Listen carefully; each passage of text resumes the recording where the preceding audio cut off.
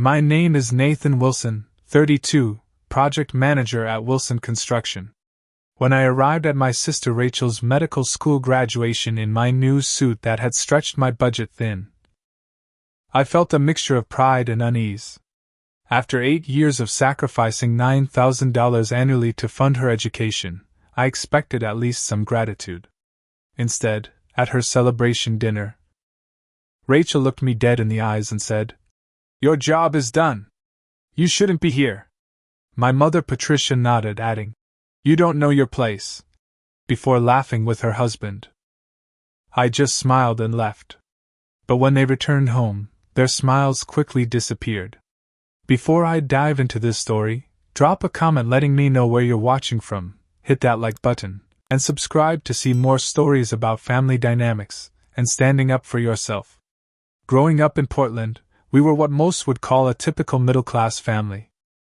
My father worked construction, my mother was a part-time receptionist, and Rachel and I focused on our studies. Dad always emphasized education, saying his backbreaking work was so we wouldn't have to follow the same path. "You kids have the brains," he'd say, ruffling our hair.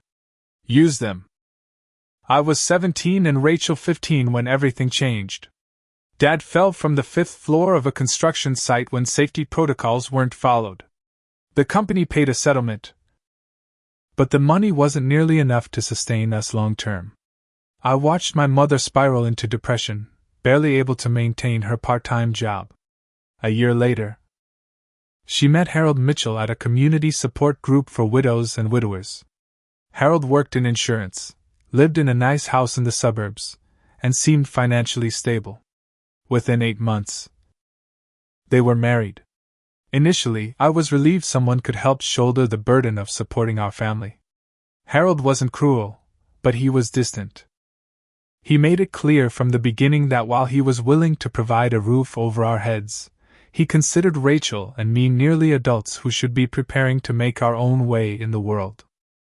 "I'm not your father," he'd remind us whenever financial discussions arose. Despite the family turmoil, I maintained a 4.0 GPA through high school and received a full-ride scholarship to Cornell for engineering. I remember the day the acceptance letter arrived.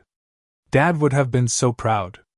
I called Rachel immediately, who was then a junior in high school already talking about becoming a doctor. "You're going to be the first Wilson to graduate from an Ivy League," she said, her voice filled with admiration. 2 months before I was set to leave for Cornell, disaster struck again. Harold lost his job in a company downsizing. His severance package was decent, but his pride was wounded. He became withdrawn, spending days searching for jobs and nights drinking scotch in silence. When Rachel approached him about college funding, his response was immediate and harsh. "I can barely keep this household afloat," he snapped. "Your father should have had better life insurance if he wanted to send you to medical school." That night, Rachel cried in my room, her dreams of medical school seemingly crushed. "I've worked so hard," she sobbed. "My grades are perfect. I'm going to lose everything." I stayed up all night weighing my options. By morning, I'd made my decision. I called Cornell and deferred my scholarship. Then I called my father's old construction company, where the foreman had always spoken highly of me from the summer jobs I'd worked. They hired me immediately, starting at the bottom but with promises of advancement for someone with my brains and work ethic. I told myself it would be temporary, maybe a year to help stabilize the family finances. Harold found a new job within 6 months, but at significantly lower pay. By then, I had already been promoted twice at the construction company and was making decent money. When Rachel got accepted to pre-med at the state university, I took her out to dinner. "I've been saving," I told her, sliding an envelope across the table. "It's $9,000. It should cover what your scholarships don't. I'll send the same amount every year." Her eyes widened. "But what about Cornell? Your engineering degree?" I shrugged, trying to appear more confident than I felt. "I'll get there eventually. Right now, the construction company is talking about making me a junior project manager. The money's good. What I didn't tell her was that I had taken every available overtime shift, worked through holidays, and volunteered for the most dangerous jobs that paid hazard bonuses to save that money. My small apartment was barely furnished because every spare dollar went into Rachel's fund. I drove a used truck with 150,000 miles on it. I never took vacations. I postponed dating because I couldn't afford to take anyone nice places. Years passed. I rose to full project manager, but without an engineering degree, I hit a ceiling. Meanwhile, Rachel excelled in pre-med and got accepted to a prestigious medical school. Each year, I faithfully contributed my $9,000. Even when it meant taking a second job bartending on weekends during an economic downturn. Sometimes, late at night, I'd allow myself to feel the sting of regret. My Cornell classmates were now established engineers. Some had started their own firms. I was 32 with calloused hands, a permanently sore back, and no degree. But then Rachel would call. Excited about acing another exam or getting praised by a professor, and I'd remind myself why I'd made my choice. 8 years. 8 payments of $9,000. A total of $72,000 invested in Rachel's future. Not to mention the emotional support, the late-night phone calls talking her through anxiety attacks before big exams. Co-signing her student loans when she needed more than my contribution, and sending emergency money when her car broke down or when she needed unexpected dental work. I never explicitly told her about the sacrifices. I didn't want her to feel burdened. I wanted her to focus on becoming the best doctor she could be. But I always assumed she understood. At least on some level, what I had given up so she could succeed. The morning of Rachel's graduation began with an unusual flutter of nerves in my stomach. This was it. 8 years of sacrifice culminating in this one proud day. I had requested the day off 3 months in advance, marking it on my calendar with a red circle. I laid out the new suit I had purchased specifically for the occasion. It wasn't designer, but it was the most expensive clothing I had ever bought for myself. The navy blue material looked sharp. Professional. Not construction site Nathan, but proud brother Nathan. I wanted to look the part among all the doctors and academics who would be attending. In my nightstand drawer sat a small velvet box containing a watch I had splurged on for Rachel. It had cost nearly 2 months of careful budgeting, but it seemed appropriate. The silver timepiece was elegant, with a small inscription on the back. Time reveals our true path. Proud of yours. Love, Nathan. I had spent hours in the jewelry store deliberating, wanting the gift to be perfect. As I showered and shaved, memories from the past 8 years flickered through my mind. The time Rachel called at 3 a.m., panicking about her organic chemistry final. I had talked her through breathing exercises, then stayed on the phone while she reviewed her notes aloud, despite needing to be on a job site at 6 a.m. Or the weekend I drove 6 hours to help her move apartments because her roommate's situation had become unbearable midway through the semester. There was the night she called, sobbing because she had failed an important exam and was considering dropping out. I had immediately transferred $500 to her account, money earmarked for fixing my truck's transmission, and told her to take a weekend off, get a hotel room somewhere peaceful, and recenter herself. She had returned rejuvenated and aced the makeup exam.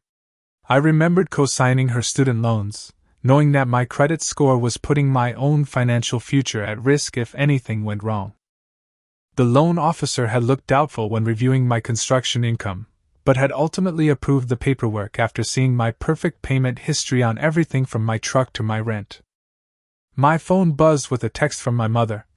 Harold and I are leaving early to get good seats. Meet us there? Don't forget parking is $25.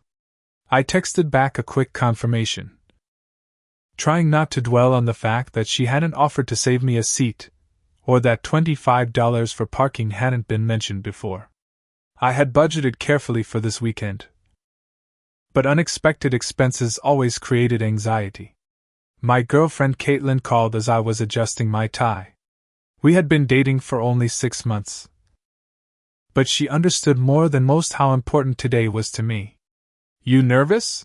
She asked. A little, I admitted. It's been so long working toward this day. I just want everything to be perfect for Rachel. She's lucky to have you, Caitlin said. Not many brothers would have done what you did. I brushed off the compliment. It's what family does. No, Nathan, she said firmly. It's not what most family would do. Don't let them make you feel out of place today. You belong at that graduation more than anyone. Her words touched a nerve.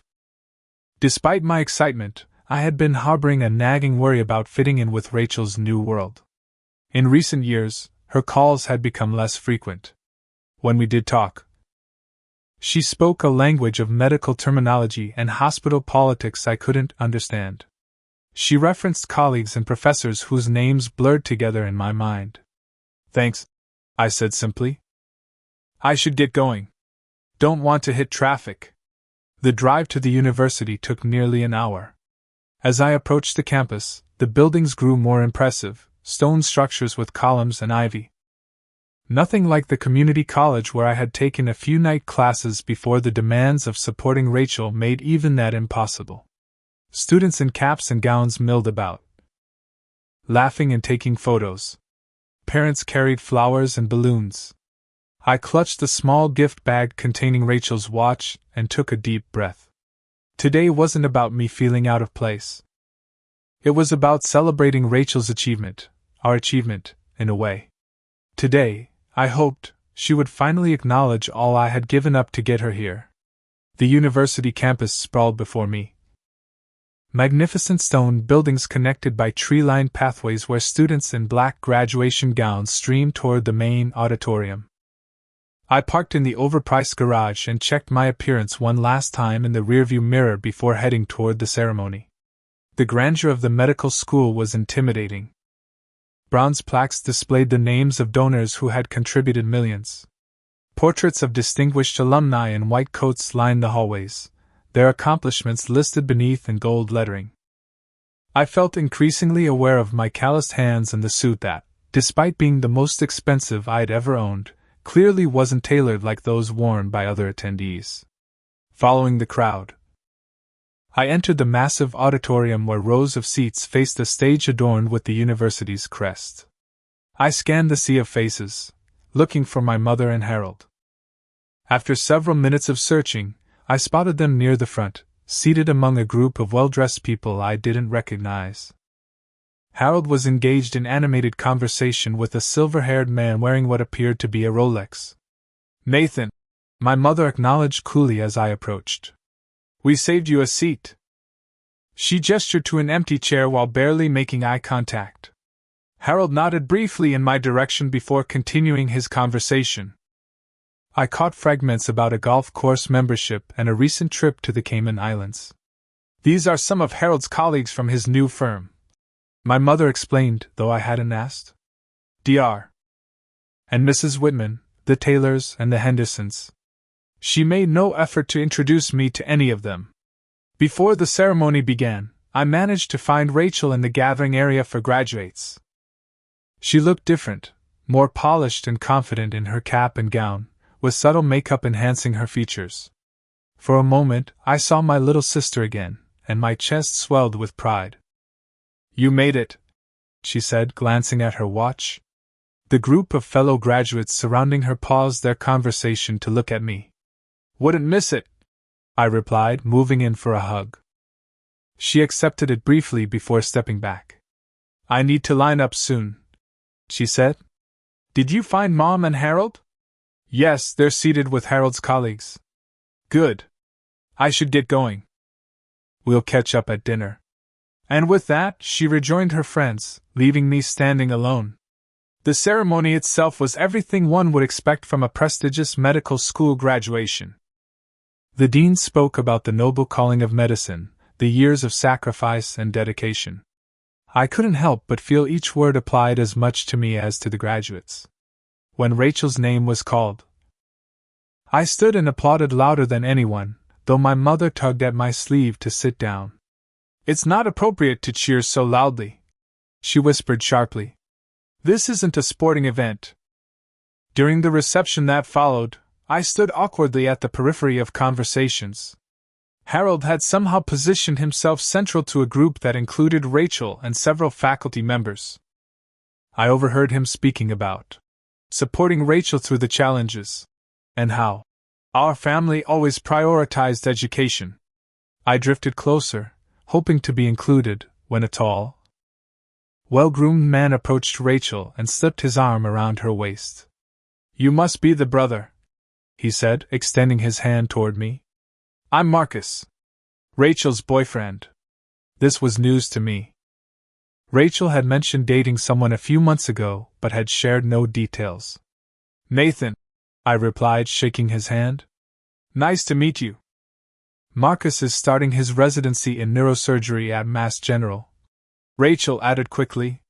"We met during rotations last year." "That's great," I said, genuinely happy she had found someone. "I'd love to hear more about it." But the conversation quickly turned to mutual friends from medical school, professors they shared, and plans for residency that involved terminology I couldn't follow. I stood nodding, trying to find an opening to contribute, but feeling increasingly invisible. "Did Rachel tell you about our research paper being published?" Marcus asked the group, not me specifically. "The Journal of Neurological Medicine accepted it last week." More congratulations followed, with Harold claiming he always knew Rachel had a gift for research, though I had never heard him express such a sentiment before. My phone buzzed with a text from my mother. "Dinner venue changed. Now at La Maison on 5th Avenue. 7 p.m. I discreetly looked up the restaurant, and felt my stomach sink. It was one of the most expensive in the city, far beyond what I had budgeted for. The suit and watch had already stretched my finances thin. But I texted back a simple, "Okay," unwilling to create any issues on Rachel's special day. As the reception wound down, I tried again to connect with Rachel, hoping for at least a few minutes of genuine conversation about her accomplishments and plans. But she was constantly surrounded by classmates, professors, and now Marcus's family, who had apparently flown in from Boston. They all spoke a common language of privilege and professional success that left no entry point for a construction project manager with dirt permanently embedded in his nail beds despite his best scrubbing. I resigned myself to seeing her at dinner, where surely there would be time to present my gift and properly celebrate her achievement. After all, I thought, no one in that room had invested more in Rachel's success than I had. Eventually, there would be a moment for us to acknowledge that together. La Maison stood like a fortress of exclusivity in the upscale part of town I rarely visited. Valet attendants in crisp uniforms whisked away BMWs and Mercedes while giving my weathered truck dubious glances. I opted to park it myself in a nearby garage, unwilling to surrender my keys to someone who looked at my vehicle as if it might contaminate the others. Inside, crystal chandeliers cast a warm glow over white tablecloths and polished silverware. A maitre d' with an impeccable suit and judgmental eyes asked for my reservation. "I'm with the Mitchell party," I said, suddenly conscious of not sharing a last name with my mother and stepfather. The man's expression softened marginally as he recognized the name. "Ah, yes, Dr. Rachel's graduation celebration. Follow me." The table was situated near a window overlooking a meticulously maintained garden. Harold, my mother, Rachel, Marcus, and what appeared to be Marcus's parents were already seated, along with several of Rachel's classmates I recognized from the ceremony. All were dressed impeccably. The women in cocktail dresses and the men in suits that made mine look like it came from a discount warehouse, which it had. "Nathan, you remember Marcus," Rachel said as I approached. "These are his parents, Dr. and Dr. Harrington." Both Marcus's parents were neurosurgeons, I soon learned. They owned a summer home in the Hamptons and a ski lodge in Aspen.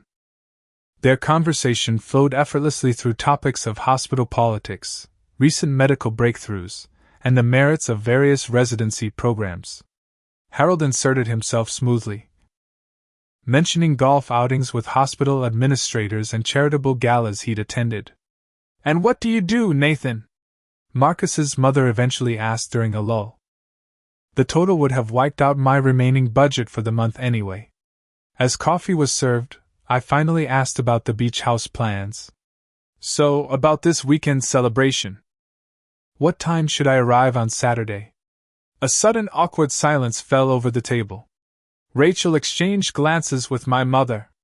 "Actually, Nathan," Rachel said slowly, "it's really just for my medical school friends and family who've been part of this journey." I stared at her, uncomprehending. "I've been part of your journey." "Of course you have," she said dismissively, "but now your job is done. You shouldn't be there. It would just be uncomfortable for everyone." The words hit like a physical blow. "Your job is done." As if I had been nothing more than an ATM for the past 8 years. "Rachel means," my mother interjected with a tight smile, "that you wouldn't enjoy yourself. It's going to be all medical talk and reminiscing about experiences you weren't part of. You don't know your place," she added with a light laugh, as if she had made a joke. Harold nodded in agreement. Marcus suddenly became very interested in his coffee. His parents watched the exchange with thinly veiled curiosity. I looked at Rachel, waiting for her to contradict them, to acknowledge that without me, there would be no medical school graduation to celebrate.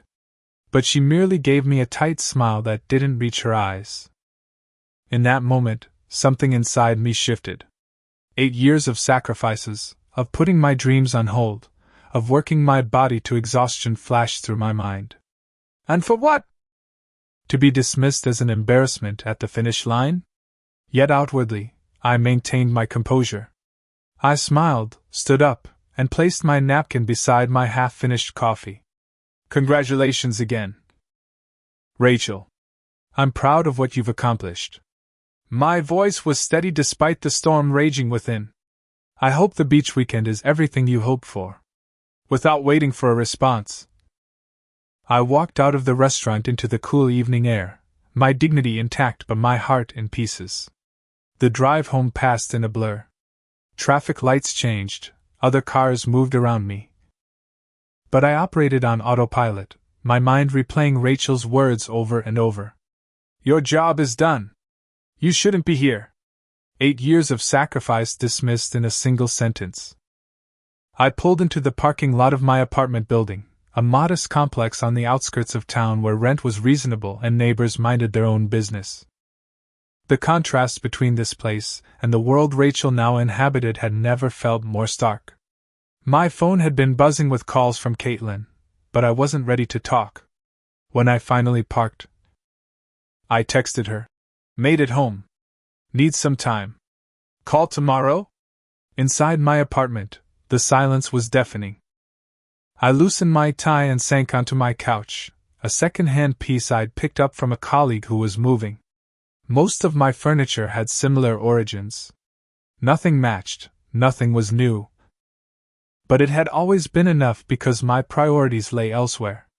Now those priorities seemed like a cruel joke. The wall opposite me held the only personal touch in my living room. A collection of framed photos. I forced myself to look at them. Rachel and me fishing with our father. Rachel's high school graduation, her arms thrown around my neck in genuine affection. Rachel in her white coat at her medical school ceremony.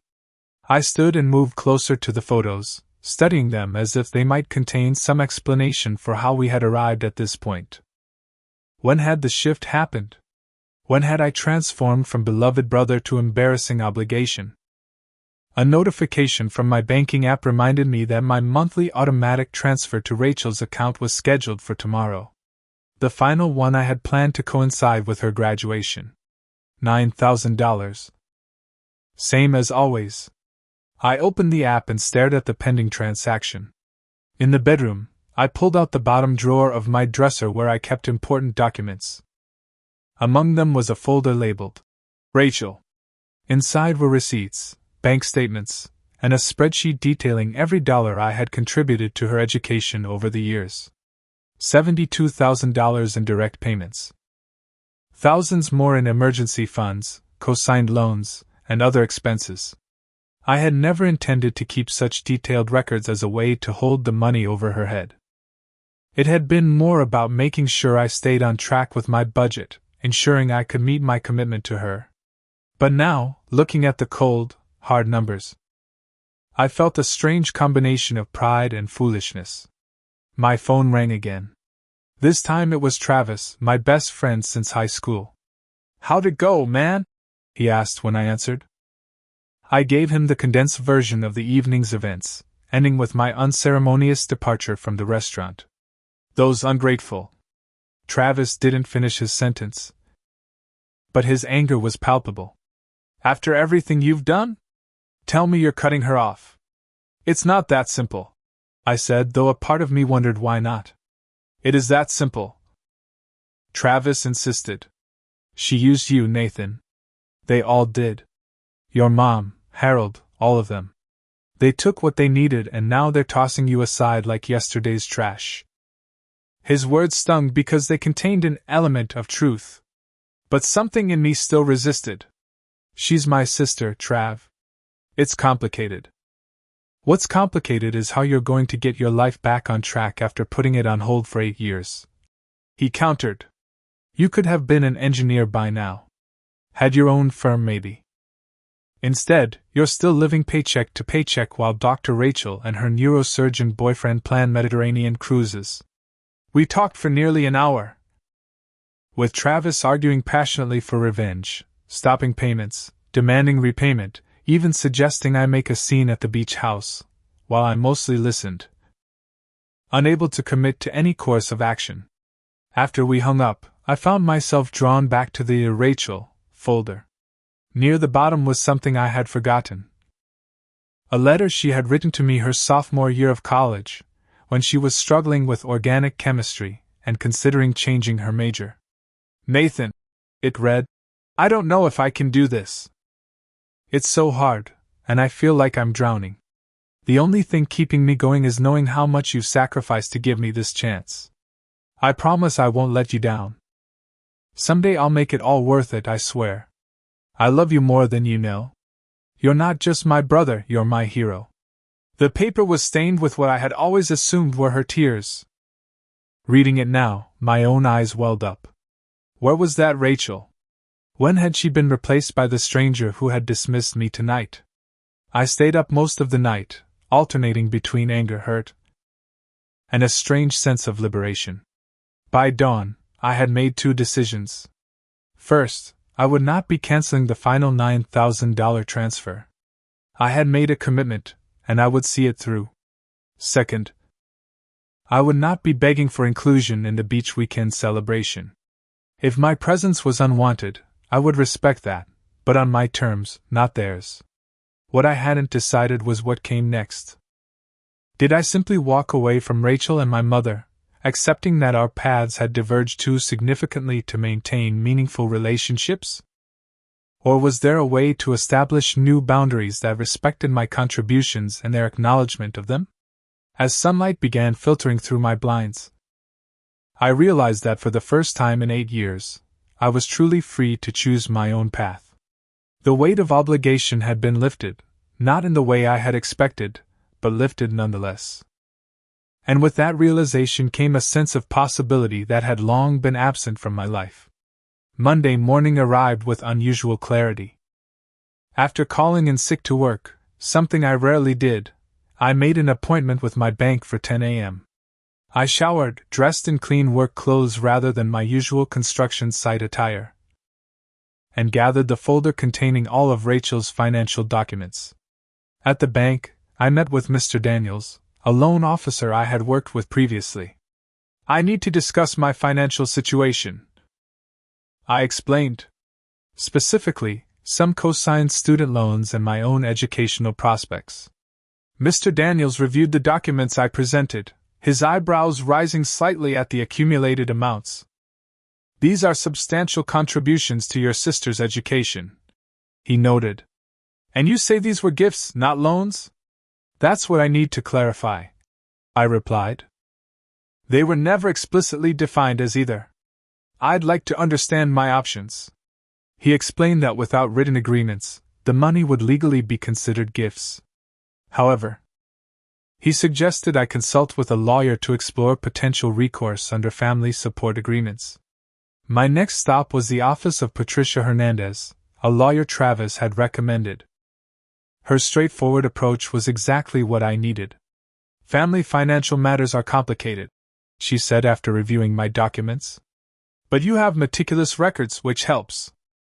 What exactly do you want to achieve here? I considered her question carefully. I don't want to punish my sister. I just want recognition of what I've contributed. And possibly some form of repayment now that she's entering a high-income profession. Ms. Hernandez nodded.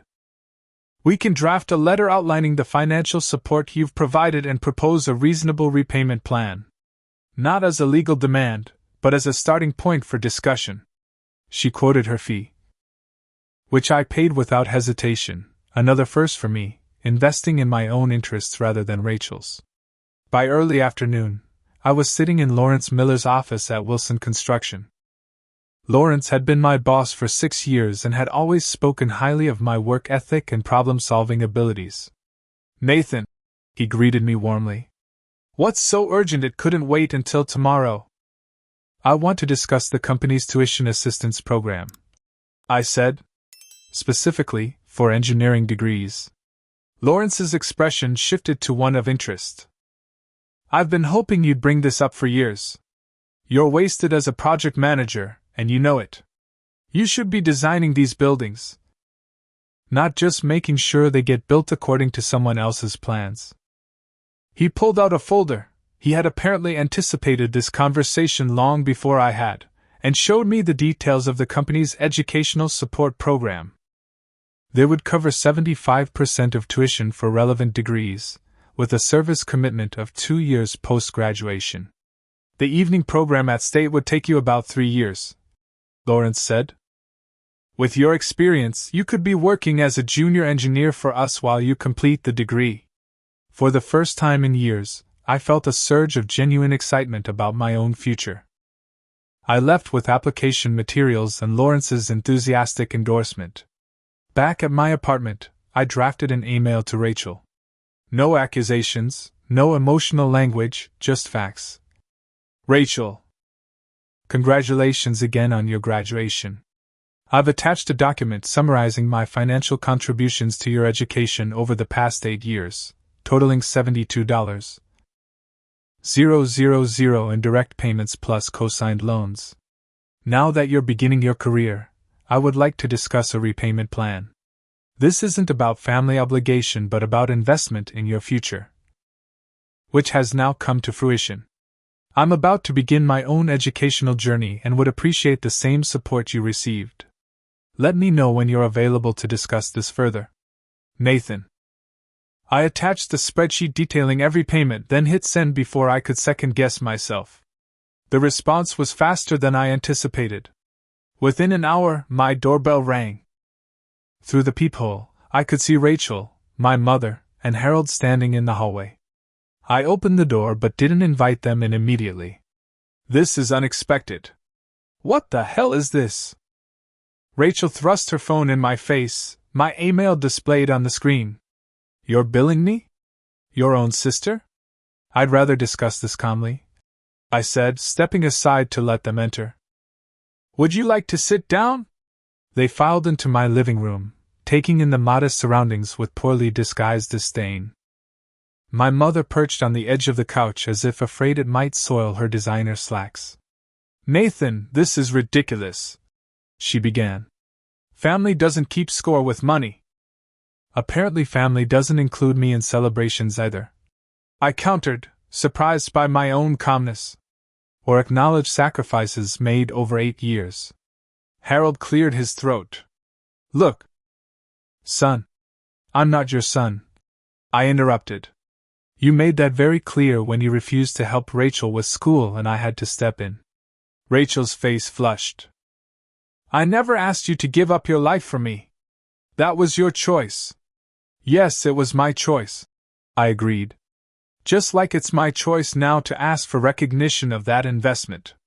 Not as your brother, but as someone who believed in your potential enough to invest $72,000 in it. We don't have that kind of money right now, Rachel protested. I'm just starting residency. The pay is terrible. I'm not asking for immediate full repayment, I explained. I'm proposing a plan, starting with acknowledgment. I deferred my education for 8 years. Now the company I work for has offered to partially fund my engineering degree. Their expressions shifted as I continued. I've been accepted into the evening program at State. I'll be working full-time while studying, just like I've always done. The difference is, this time I'm investing in myself. So that's what this is about. My mother asked. You're jealous of Rachel's success? No, I said firmly. I'm proud of Rachel's success. I contributed to it significantly. What I'm not okay with is being treated like an embarrassing obligation now that the checks have cleared. Rachel's defiance seemed to waver. The beach house comment, she said quietly. I didn't mean it the way it sounded.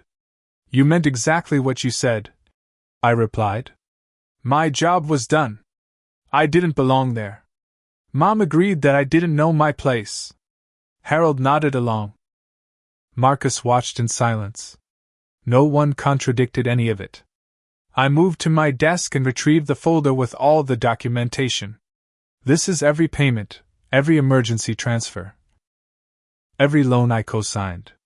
This is also my acceptance letter to the engineering program and the company's tuition assistance agreement. I handed the folder to Rachel. I'm not asking for gratitude. I'm asking for respect as a business partner who invested in your future. You can repay me over time, interest-free, once your residency is complete. Or we can formalize this legally. Your choice. You would sue your own sister? Harold asked incredulously. I would expect the same professional courtesy from my sister that she would extend to any investment partner. I corrected him. Rachel understands contracts and obligations. She signed plenty for medical school. The three of them exchanged glances, seemingly at a loss for words, a first in my experience with them. I don't understand where this is coming from, my mother finally said. This isn't like you, Nathan. Actually, it is, I replied. I've always been practical, responsible, and committed to my word. I'm just finally extending those values to how I allow myself to be treated. For the first time that evening, Rachel really looked at me, not with annoyance or dismissal, but with something approaching recognition. You're serious about engineering school? I start next month. I'll be working during the day and taking classes at night. A long silence followed, broken finally by Rachel. I need to think about this. Take all the time you need, I said, standing to indicate the conversation was over. My terms aren't changing. As they filed out. Looking somewhat shell-shocked, I felt neither victorious nor vindictive. Instead, I experienced something unfamiliar, the quiet confidence of someone who finally knows their own worth. 3 months passed in a blur of activity. My apartment, once just a place to sleep between work shifts, had transformed into a proper home. The second-hand furniture remained, but was now complemented by a decent desk, a comfortable office chair, and bookshelves filled with engineering textbooks. A whiteboard covered in equations and design concepts dominated one wall. I was 2 months into my engineering program, maintaining a 4.0 GPA despite the grueling schedule of full-time work and evening classes. Lawrence had already moved me to a junior engineering position at Wilson Construction, allowing me to apply my studies in real time while learning from the senior engineers. When the notification appeared on my phone, it took me a moment to recognize its significance. A bank deposit from Rachel Wilson, MD, $500. The first of many. According to the repayment schedule we had eventually agreed upon. After our confrontation, she had taken 2 weeks to consider my proposal before reaching out to suggest lunch. We had met at a casual diner, neutral territory, where she arrived without our mother or Harold. She looked different somehow, less polished than at graduation but more authentic. Reminiscent of the sister I had grown up with. "I've been thinking about what you said," she began after we ordered. "About investment and partnership." I nodded but remained silent, allowing her space to continue. "At first I was angry," she admitted. "It felt like you were reducing our relationship to a business transaction. But then I realized something. In many ways, that's exactly what happened over the years. Not because of you, but because of me." She fidgeted with her napkin. "I started taking your support for granted. The regular deposits, the emergency help, the emotional encouragement, it all just became background noise while I focused on my journey. It was easy to forget," I acknowledged. "I never reminded you of the sacrifices. But you shouldn't have had to," she countered. "I knew what you gave up for me. I just compartmentalized it. It was easier than feeling guilty every time I achieved something. Knowing you had put your dreams on hold." We talked for nearly 3 hours that day, really talked, in a way we hadn't in years.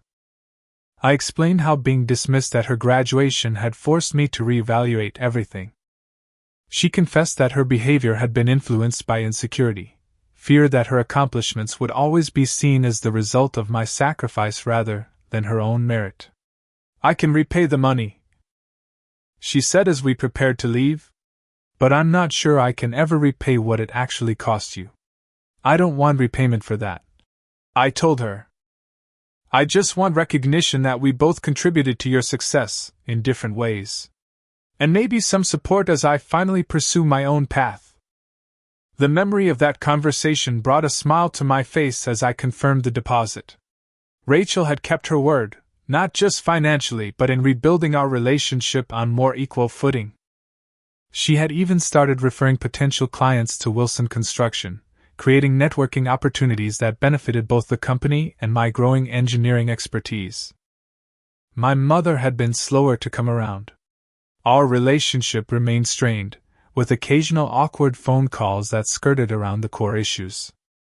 She had never directly acknowledged her role in dismissing my contributions, instead focusing on how proud she was that I was finally doing something with my potential.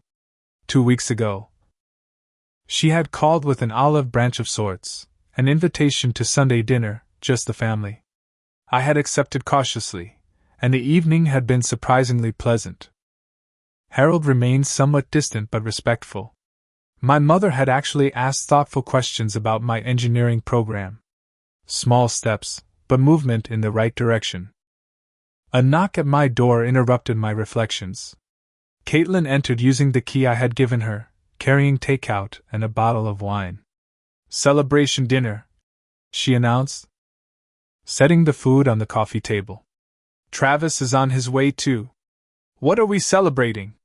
I asked, helping her unpack the containers. "Your first repayment from Dr. Rachel," she said with a grin. "Travis has been tracking the date like it's a lunar landing." I laughed. "Of course he has."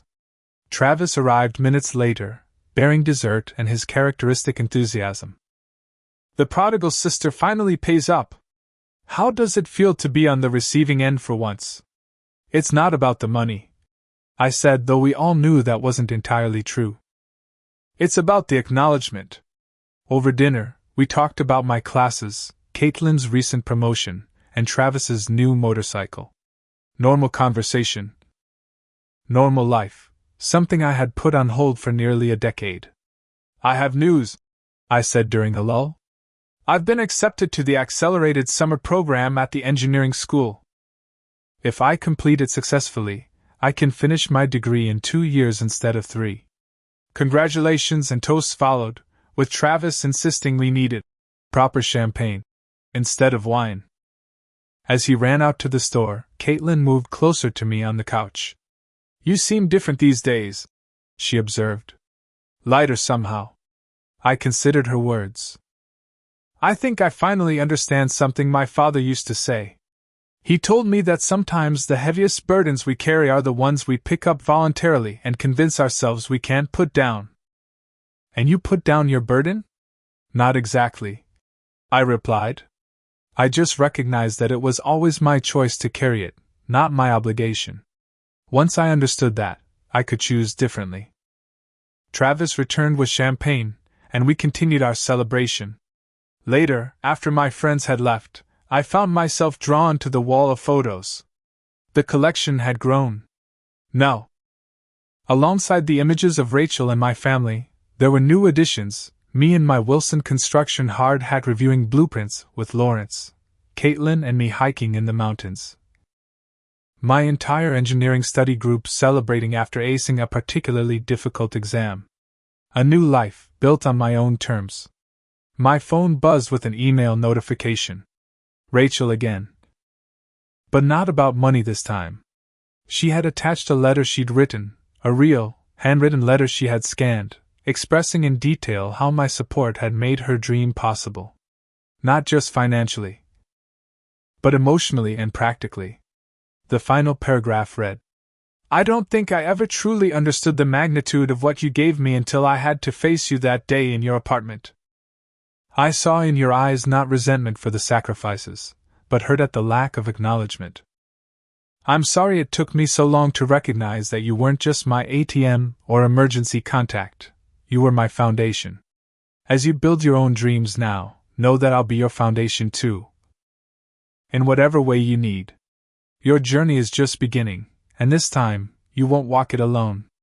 I read the letter twice, feeling a sense of closure I hadn't realized I was seeking. The $500 deposit was meaningful, but this acknowledgement was priceless. Life doesn't always give us the recognition we deserve when we make sacrifices for others.